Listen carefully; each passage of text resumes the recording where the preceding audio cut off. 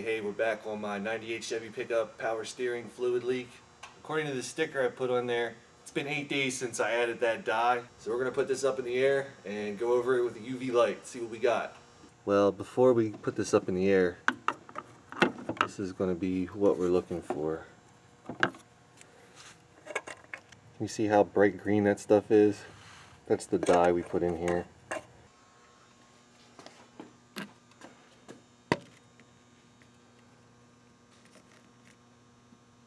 You see the dye up there running down along this tube. You can also see how it kind of dripped on these oil cooler lines. Look how far back it went. I'm looking through this viewfinder. Not really seeing this, but this is all green. And yeah, it did soak this motor mount too. Cool. So today's mission is going to be to replace this pressure hose. This is the pressure hose.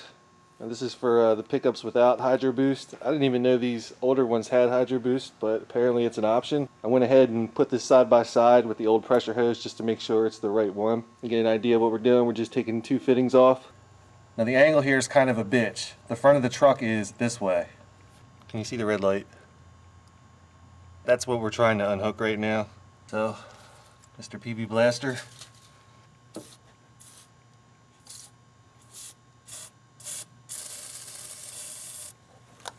We're just gonna let that PB soak. So the PB Blaster's soaked. I've got a 18mm wrench. Alright, so I'm editing this footage right now, and I just noticed that my freaking arm blocked the view. At first I really had to give it some oomph to get this fitting, loosened up.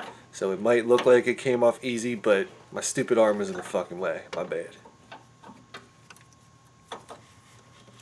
Yeah, it's one of these deals where you put a wrench on it and it turns so fucking easy. And then you put your hand on it and it won't budge. Like, what the hell?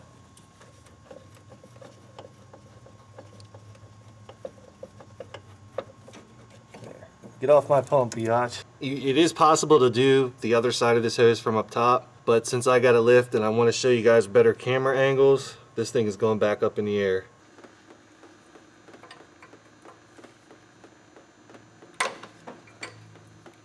And that fitting I just took off was a 16, or I guess a 5/8.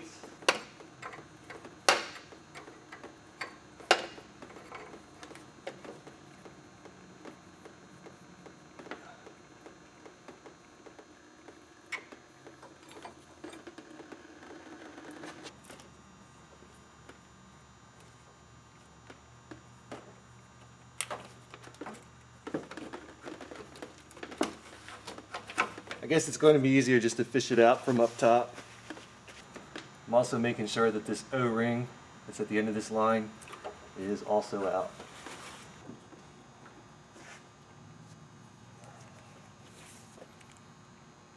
Actually, at each fitting there is an O-ring. They have to come off. If one of these O-rings stays in there and you just run another one on down, you're going to be in a world of shit. So here's our new hose. With the hose came this baggie. It's got a couple O-rings in there. Oh, here he is, Mr. O-ring. I just dipped my finger in a fresh bottle of power steering fluid. Just gonna get this guy nice and juicy. Slip him over there.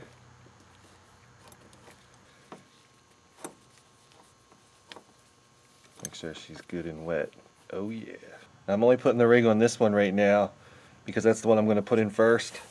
I'm not going to put the ring on the other end of the hose right now because there's a good chance this thing's going to be flop doodling around while I'm maneuvering this hose into place. So I'm not going to put that O-ring on yet, and I'm just going to take a little piece of tape, nothing special. I don't want this to rub up against any grime and get caught in this hose. That's the reason for doing that.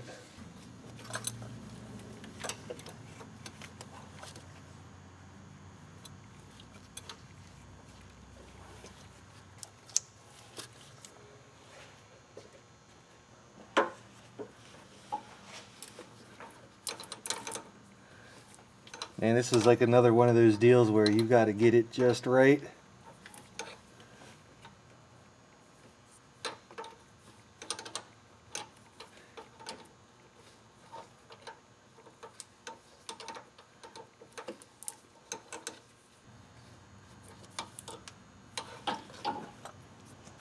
So I'm not going to wrench down on them super tight right now. I really want to get both ends of this hose in before I wrench her down. You see all the shit at the end of that tape? That was just all the, you know, crap that hose was rubbing up on. Same deal here. Got some power steering fluid on my gloves. Just kind of lubed him up.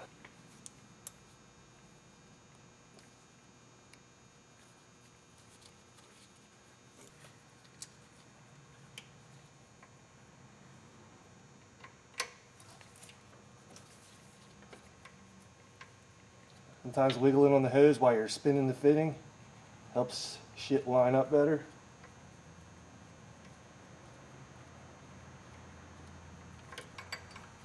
So I kind of got them started by hand.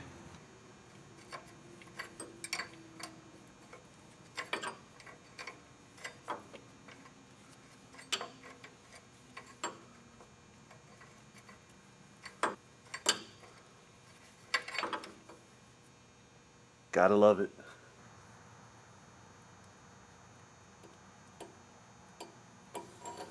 Oh man, what the fuck, man? What do you have to hold the fucking line at a 37.5 degree angle or some shit?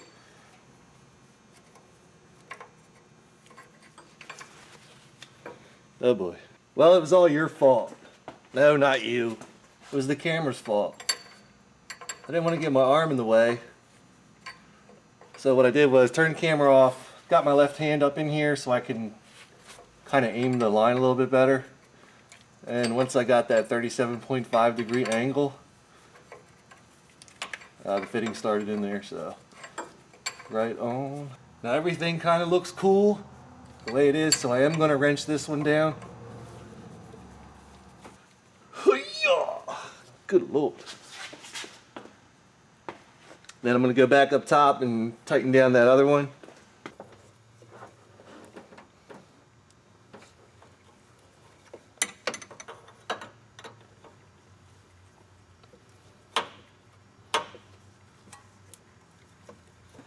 Let's put a little bit of juice in her. I've got Mr. Super Tiny Funnel. And I also got in the zone with some AutoZone power steering fluid. AutoZone just so happened to be the closest place that was open on a Sunday morning to get some power steering fluid. Reservoir or reservoir? I don't know. Reservoir.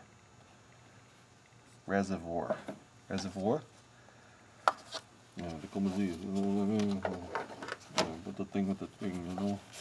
Well, to start, I just filled it up. What's going to happen is when I start this thing up, there's going to be air that's going to be circulating through the system. When that air gets pushed out, the fluid level will go down a little bit. This thing might make a little bit of noise first thing when I start it. No big deal. Hear that?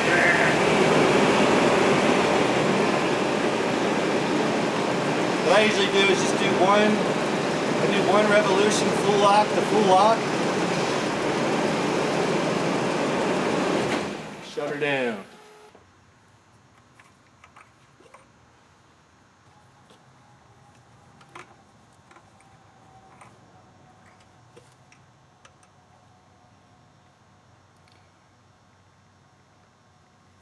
And right about now I'm at the cold line. So I'm just going to put a splash of power steering in here. Just a drop. No big deal. So I'm just going to start this thing up, let it run. I'm going to go lock to lock a couple times and we'll see where we're at as far as the fluid level. I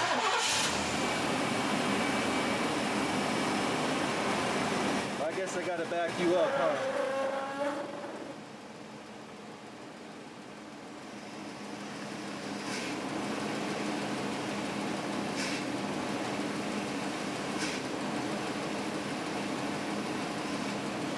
I'm just going to let this thing run 10-15 minutes, get that power steering fluid nice and warm, and then check the fluid level again. I don't really trust the cold line. It's a little bit suspicious sometimes. Go by the hot line, you know, when the truck's warmed up. Just me. So I ran the truck until the thermostat opened up. So I think we're pretty nice and warm now. So let's check that fluid. don't know how well you can see this, but if you're reading this little dipstick thingy, we have full cold and a line way down here. You rotate it over a little bit. Here's your hot line. That's right about here.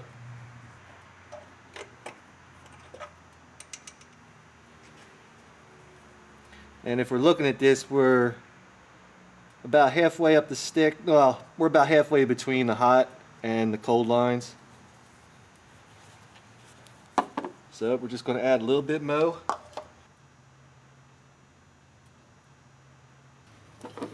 Now, of course, I'm going to double check these fittings.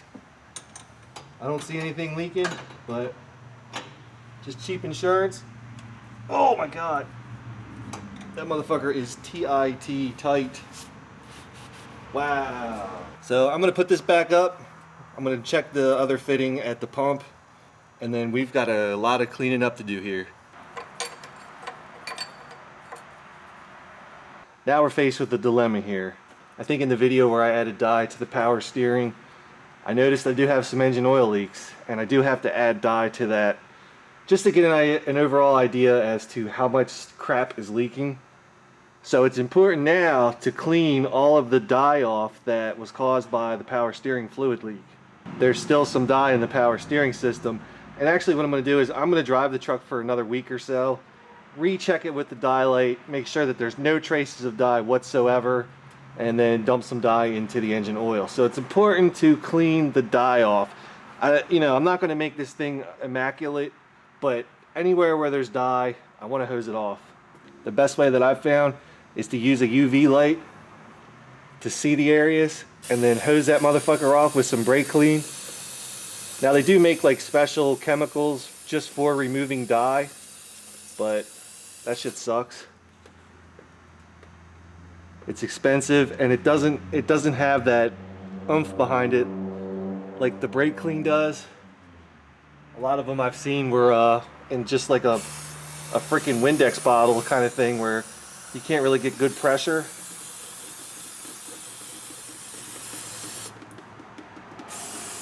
I mean, all this stuff. Anywhere where I see dye, shit's getting hosed off. All up in there, all over this engine mount. All that shit. It even worked its way down this crank sensor harness. All that. Get out of here. I didn't do like an engine bay detail or anything. Like I said, I just wanted to get all traces of the dye off of here. So there we have it. What a strange trip this power steering fluid leak has been. I mean, seriously. I didn't have any problems until I put shocks on the back of this thing. That was like, I don't know. I think that was 2 weeks ago that I did that. I got this dye light from Matco, and I think it's a rebadged Master Cool. Don't quote me on that, but I was actually looking for the batteries that this freaking thing takes. You're not gonna believe this shit. This thing takes 2 of these little CR2 batteries. $19 fucking for 2 batteries. Crazy. This plunger is so sensitive that you can just set this down and it will turn the light on. And I think that's what happened.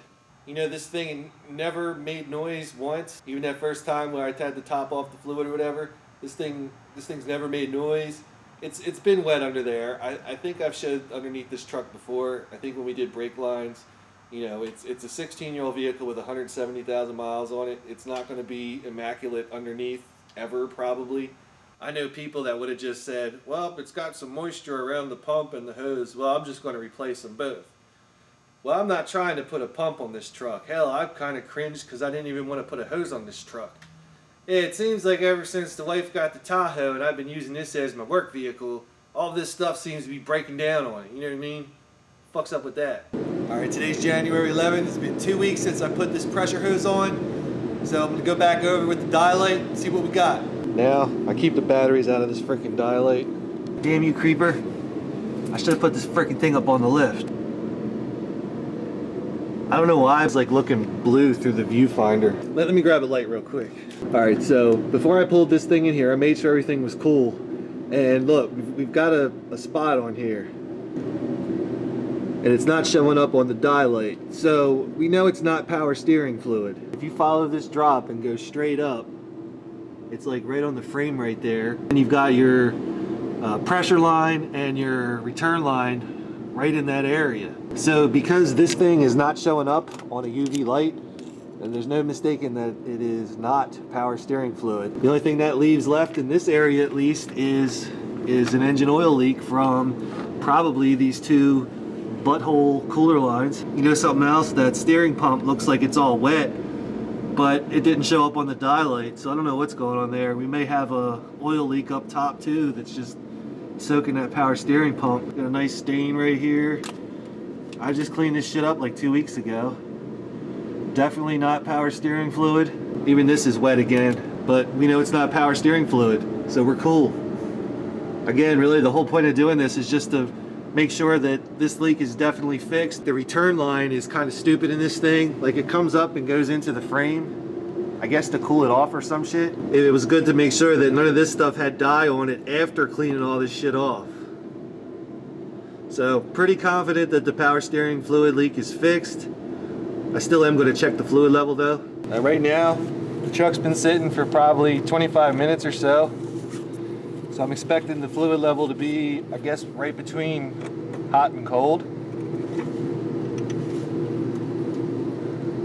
And I think if I remember right, we were about a 1/4 inch from the hot line when we did top this off. Like I said, we cleaned off the dye, drove this thing around for like 2 weeks. So we know as of right now, there is no power steering leak. You will not be burning up my $19 batteries, you fucking asshole. If it sounds like I'm yelling, it's because the heater's on and it feels like I have to yell over the heater. I don't know, kind of like when the TV's on in the background and you feel like you've got to yell over the TV.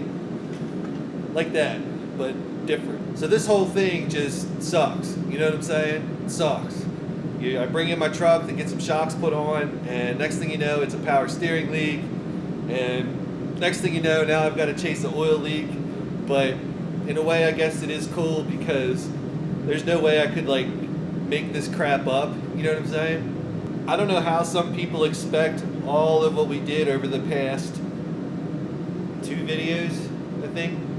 I don't know how some people can expect all that to be done in like a half a day, you know, to convenience them.